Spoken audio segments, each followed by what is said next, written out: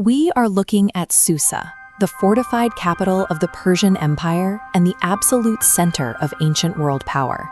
Living inside this citadel is a Jewish exile named Nehemiah, serving directly under King Artaxerxes. Look at the craftsmanship on this silver rhyton. This is the exact type of drinking vessel Nehemiah held as the king's cupbearer.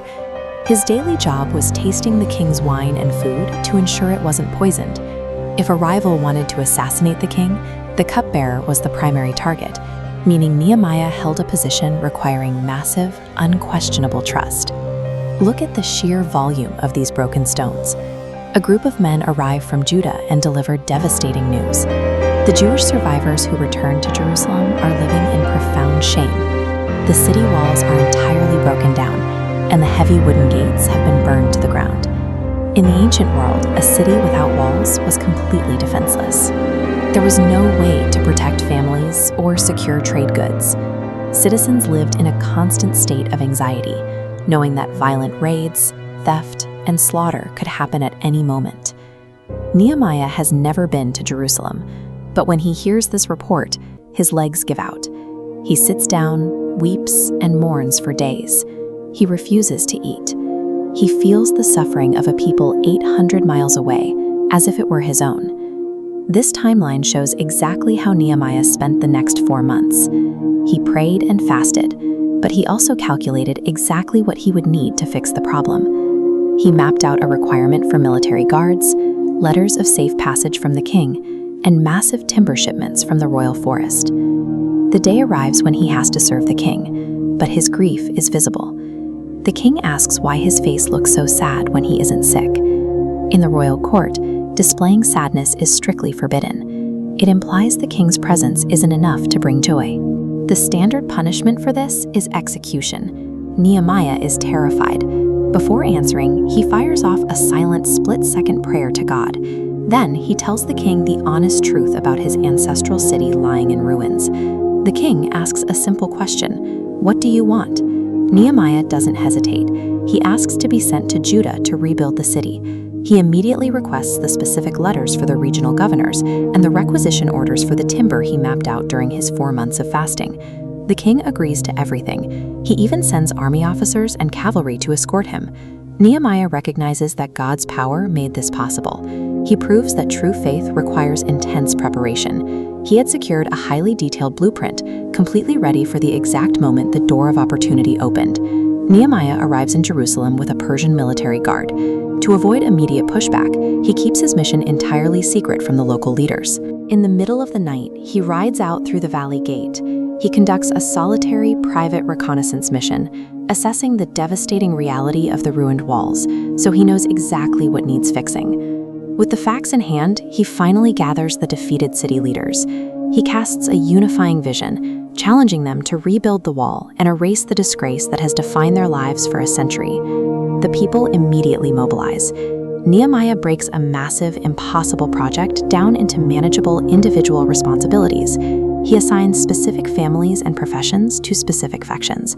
The priests take the sheep gate. A group of merchants takes the fish gate.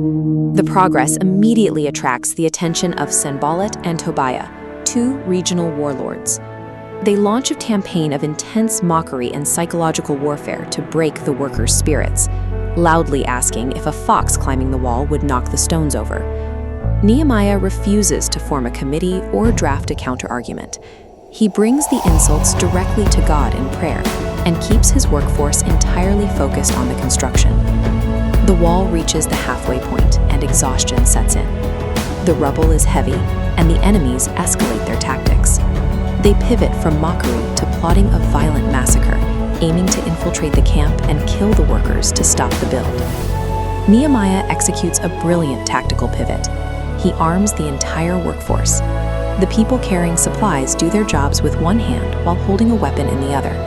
Half the men stand guard in full armor, while the other half builds. They refuse to take off their clothes or stop for sleep. While bracing for an external attack, a severe internal crisis erupts. A regional famine and heavy Persian taxes are crushing the workers. The poorer Jews are forced to mortgage their lands and sell their own children into servitude to wealthy nobles just to buy grain. Nehemiah halts all construction. He calls a great assembly and aggressively confronts the corrupt nobles. He forces them to return the properties and forgive the 12% interest immediately, shaking out his robe as a warning of God's judgment if they break their promise. The enemies make one final desperate attempt to stop him. They send open letters falsely accusing him of rebellion against the king. They even hire a fake prophet to trick Nehemiah into hiding inside the temple, aiming to make him violate religious law and ruin his reputation. Nehemiah sees through all of it. External armies couldn't breach the stone, and fake prophecies couldn't break his resolve. The true threat to the project was the internal rot of greed and fear among his own people, and he confronted it directly to keep the mission alive. In exactly 52 days, the project is finished. After lying in ruins for over a century, the final gaps in the defense are closed. The surrounding nations are struck with fear and lose all their confidence.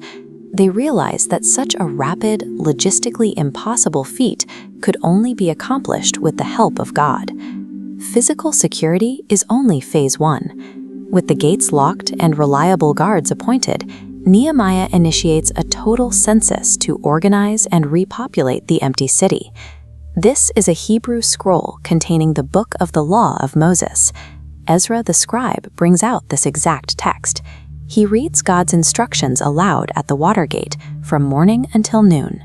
As the people hear the ancient laws and realize how far they have strayed, a wave of deep repentance washes over the crowd.